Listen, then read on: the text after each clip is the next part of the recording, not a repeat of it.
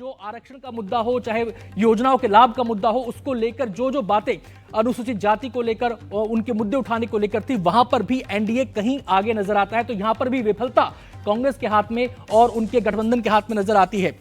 राहुल के चहेते कहा जाता है नाना पटोले को, जो कि महाराष्ट्र प्रदेश कांग्रेस के अध्यक्ष हैं। अगर हम 2024 लोकसभा चुनाव परिणाम विधानसभा वार देखें तो उस समय स्ट्राइक रेट था 69%। विधानसभा वार का मतलब यह है कि एक लोकसभा सीट पर जितने विधानसभा क्षेत्र आते हैं, जितने सेगमेंट को सीट कवर करती है, उसके हिसाब से इसको यहां पर हम परिभाषित कर रहे हैं। वो 69% स्ट्राइक रेट था। और 2024 के विधानसभा चुनाव की अगर हम बात करें, यानी कि इस चुनाव की बात करें, तो यहां पर स्ट्राइक रेट 25% हो जाता है। आपको संजय राउत की बात ध्यान होगी, जब उन्होंने नाना पटोले को लेकर कहा था कि हम इनसे बात नहीं करेंगे, हम कांग्रेस की जो बड़ी लीडरशिप है उससे बात करेंगे सीटों के बंटवारे की।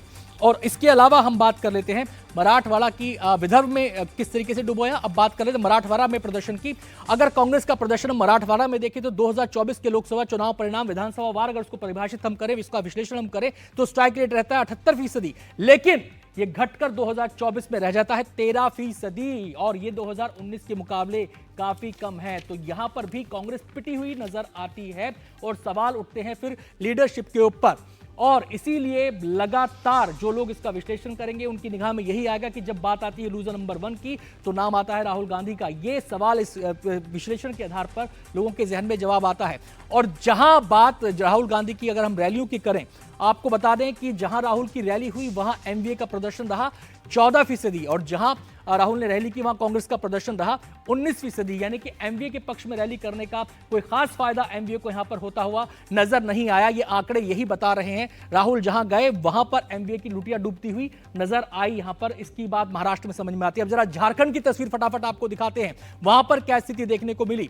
सोरेन के लिए बीजेपी से बड़ी टेंशन राहुल साबित हुए, और इसकी 3 वजह आपको हम बताने जा रहे हैं। पहली वजह क्या है? कांग्रेस का ज्यादा सीटें मांगना। वहां भी कांग्रेस बार्गेन कर रही थी, लेकिन वहां पर हेमंत सोरेन डटे रहे। और अगर हम स्ट्राइक रेट की बात करें तो झारखंड मुक्ति मोर्चा का स्ट्राइक रेट बेहतर रहा। बागियों को मैनेज नहीं कर पाई कांग्रेस। जो बागियों ने झंडा बुलंद किया, उनकी मैनेजमेंट में भी कांग्रेस वहां पर उस तरीके से मजबूती के साथ सामने नहीं दिखी। अगर हम बात करें तीसरे कारण की, तो कांग्रेस के दिग्गज भी सोरेन के भरोसे ही थे। उनको भी यह उम्मीद थी कि झारखंड के अंदर झारखंड मुक्ति मोर्चा के जो सीएम हैं सोरेन, वो ही सबसे बड़ा चेहरा है, उनके सहारे ही नैया पार लगती है। और नतीजे ये बता भी रहे हैं, क्योंकि सोरेन इस कैंपेन को प्रमुखता से लीड कर रहे थे। अगर हम बात करें इंडिया गठबंधन की, तो सबसे बड़ा चेहरे वो थे। अब जरा बात कर लेते हैं शरद पवार से मुकाबले की। जी हां, जब शरद पवार के हाथ में कमान थी, आपने देखा होगा लोकसभा चुनाव के अंदर गोटियां फिट कर रहे थे शरद पवार। भले ही उसमें कांग्रेस भी शामिल थी, उसमें शिवसेना यूबीटी भी शामिल थी, लेकिन शरद पवार मुखर थे। अगर उसके हिसाब से हम देखें, जब शरद पवार के हाथ में कमान थी, जब वो सियासत की चालें चल रहे थे, तो उसमें अगर हम देखें 112 सीट असेंबली सेगमेंट थे लोकसभा के हिसाब से। अगर इसको ट्रांसलेट करें तो 63 पर कांग्रेस आगे थी। स्ट्राइक रेट था 62%। ये देखिए, ये शरद पवार के हाथ में कमान का टाइम था। अब जरा बात कर लेते हैं, जब बात कर लेते हैं राहुल गांधी के हाथ में जब कमान थी, उसकी हम बात कर लेते हैं। और उसमें 2024 के विधानसभा चुनाव की अगर हम बात करें तो 101 पर कांग्रेस लड़ी, और आगे या तो सीटों पर आगे है या फिर उसके पाले में आ गई हैं, वो है 19 सीटें। और स्ट्राइक रेट यहां पर घटकर कितना रह गया भाई? यहां पर स्ट्राइक रेट रह गया 19%। तो यह भी कहानी पूरी की पूरी बताती है कि किस तरीके से कांग्रेस को मात यहां पर खानी पड़ी। कांग्रेस की लुटिया यहां पर डूबती हुई नजर आ रही है। अब सहयोगियों पर बोझ बनी कांग्रेस, कैसे, ये आपको बताते हैं। यहां पर हम रेफरेंस ले रहे हैं जम्मू कश्मीर विधानसभा चुनाव का। ये देखिए, जम्मू कश्मीर विधानसभा चुनाव में जो नेशनल कॉन्फ्रेंस थी, उसने सीटें लड़ी 56, जीती 48, स्ट्राइक रेट 86% का। अगर हम कांग्रेस की बात करें तो यहां पर सीटें लड़ी 39, जीती 6, और स्ट्राइक रेट केवल 15% का। यानी कि अगर कांग्रेस का परफॉर्मेंस बेटर होता तो जम्मू कश्मीर में, हालांकि सरकार गठबंधन की ही बनी, लेकिन जम्मू कश्मीर में तस्वीर और उभर सकती थी और अच्छी हो सकती थी। जो जम्मू रीजन था, जहां पर कांग्रेस माना जा रहा था कि बड़ा अच्छा प्रदर्शन करेगी, वहां पर ऐसा नहीं हो पाया।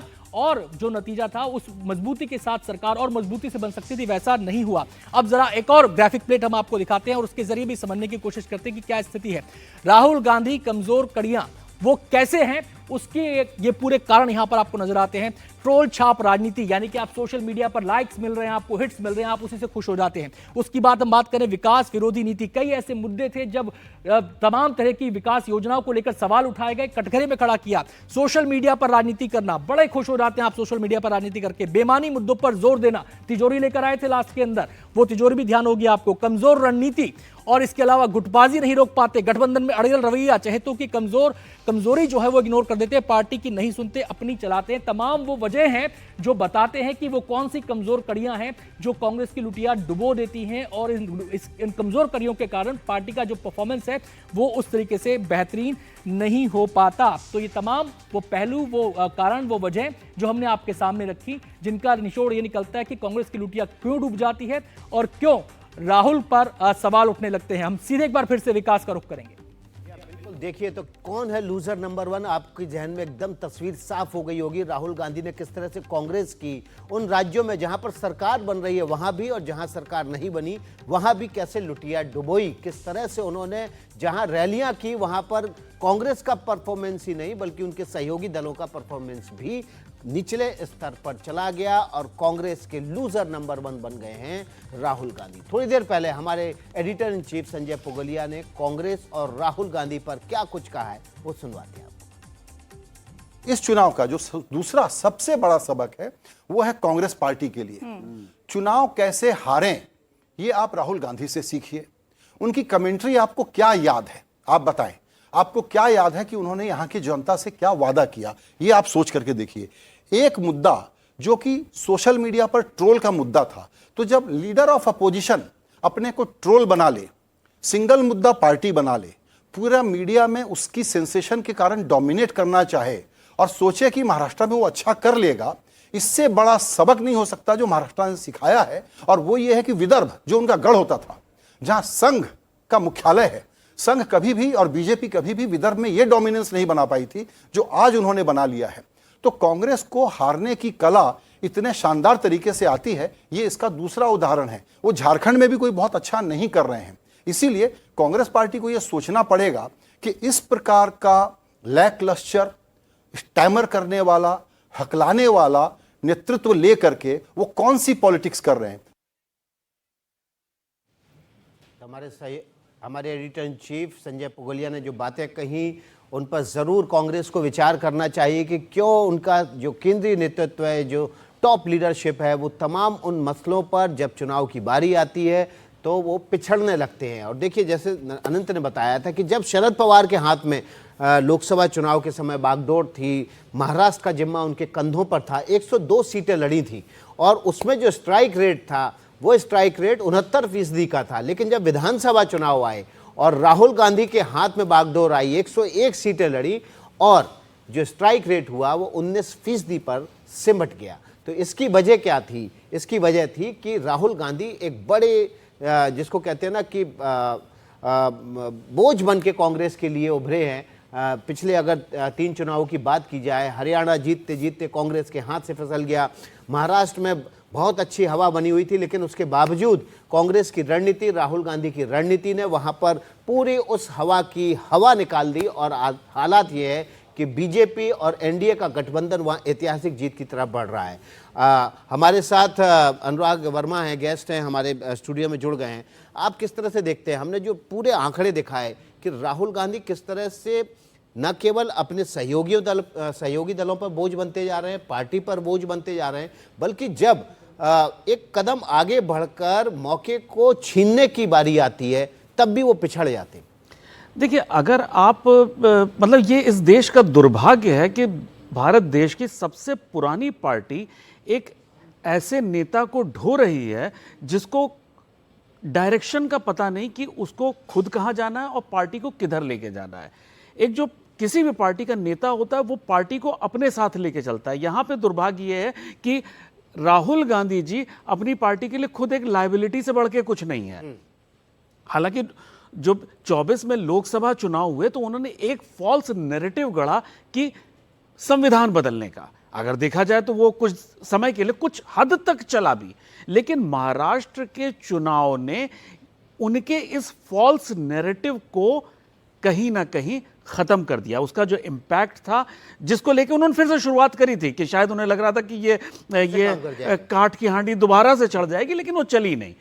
उसके विपरीत वहां जो बटोगे कटोगे एक है तो सेफ है, वो चल गया। अब ये मैं जो समझता हूं कि ये जो नारा बीजेपी को और एनडीए को चुनाव लड़ने का बहुत अच्छा अनुभव है, अगर हम कंपेयर करेंगे राहुल गांधी जी के साथ, तो ये लंबे समय तक ये मुद्दा चलने वाला है, अगले कई चुनावों को ये इन्फ्लुएंस करने वाला है। अनुराग जी, एक सवाल मेरा आपसे है कि जो राहुल गांधी के इर्द गिर्द जो उनकी टीम के लोग हैं, मुझे लगता है कि शायद वो भी एक फॉल्स पिक्चर उनके सामने रखते हैं। अरे उस्ताद जी, आप तो छा गए, आपने तो कमाल कर दिया, बहुत कमाल हो गया। लोकसभा चुनाव में हमने देखा 99 सीट पर ऐसे खुशी मनाएंगे जैसे कि सरकार बनाने जा रहे हैं। जो टर्म है दरबारी, वो शायद ज्यादा हावी हैं और वो पानी पे चढ़ा देते हैं, झाड़ पे चढ़ा देते हैं। इसमें एक कांग्रेस पार्टी के साथ शुरू से एक दुर्भाग्य रहा है कि उन्होंने लीडरशिप के लिए हमेशा एक परिवार को देखा, नेहरू गांधी परिवार को देखा। लीडर उनके लिए कभी भी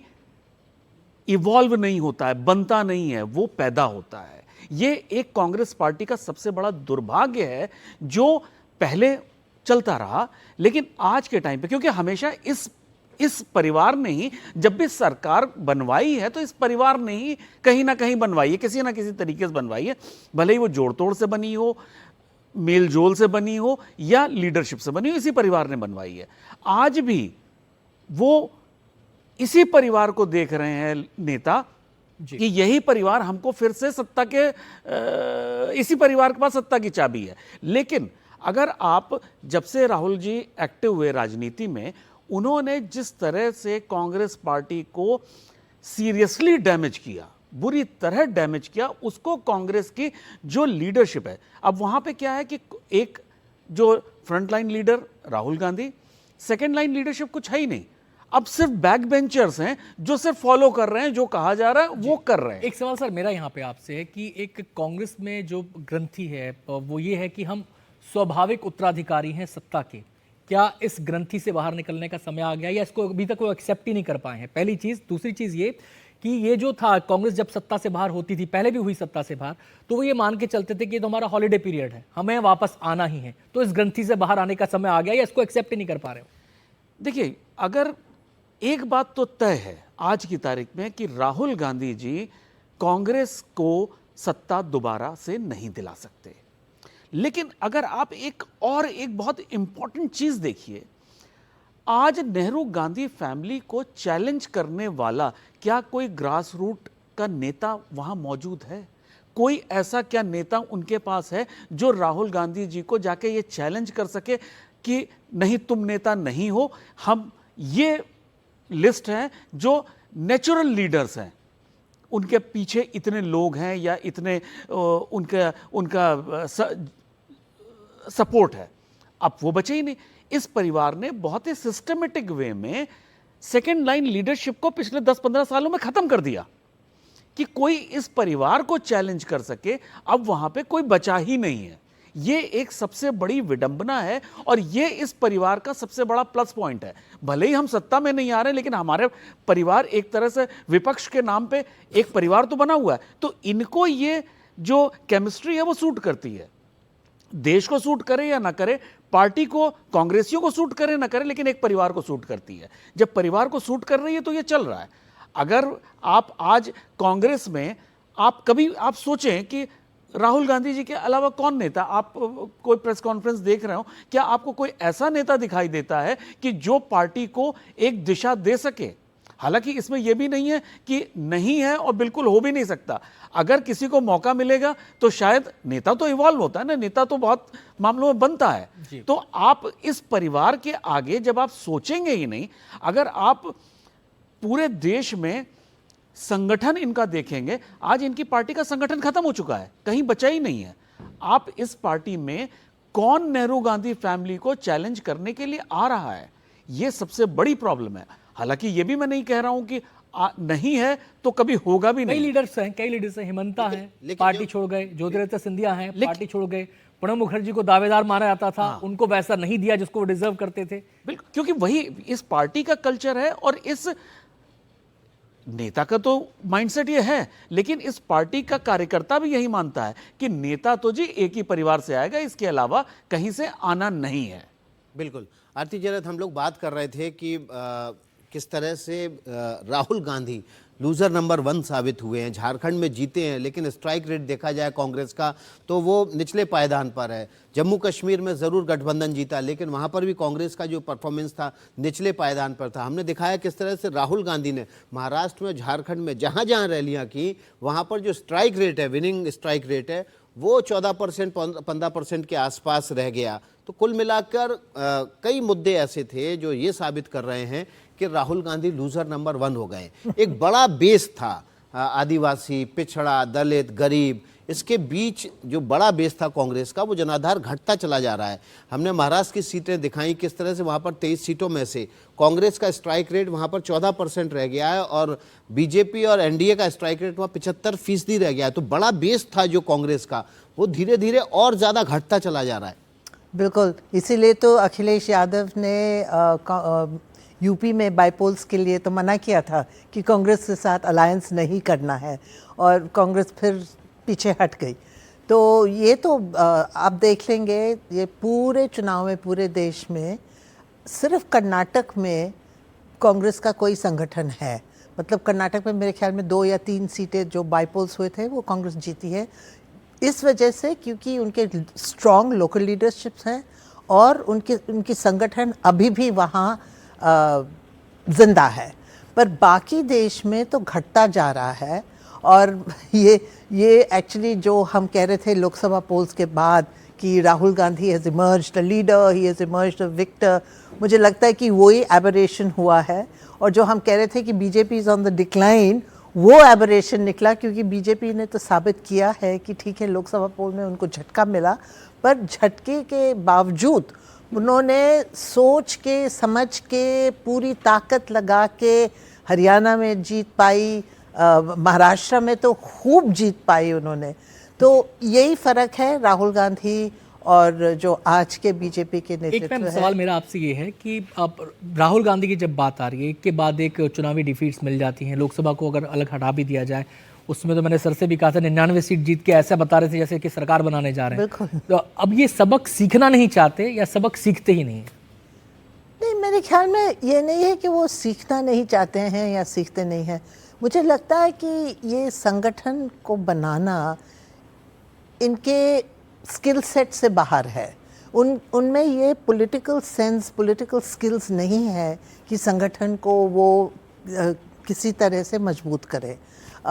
ये शुरुआत एक्चुअली इंदिरा गांधी ने किया था, क्योंकि उन्होंने जिस तरीके से रीजनल लीडर्स को काटा और मतलब आहिस्ते आहिस्ते कांग्रेस की जो मजबूती थी, जो संगठन की मजबूती थी, वो कमज़ोर होती गई। और उसके बाद ना राजीव गांधी कुछ कर सके और राहुल गांधी तो बिल्कुल नहीं संभल पाए हैं। तो ये तो मेरे ख्याल में राहुल गांधी की कमज़ोरी है कि मतलब जितना भी वो करें, जितना भी वो कहें, जितना भी वो कोशिश करें, वो कर नहीं सकते हैं। उन्होंने जो एक्सपेरिमेंट किया था, आपको याद है, डेमोक्रेसी, इंटरनल डेमोक्रेसी, उन्होंने वो यूथ कांग्रेस में इलेक्शंस करवाए, बिल्कुल फेल। यूथ कांग्रेस से लेकर एनएसयूआई तक बिल्कुल फेल हो गए उसमें। हमें की थोड़ी सी कमी है। अभी छोटा सा ब्रेक लेंगे और ब्रेक के बाद आएंगे तो लूजर नंबर 1 क्यों है, लूजर नंबर 1 राहुल गांधी, इस पर और विस्तार से चर्चा करेंगे।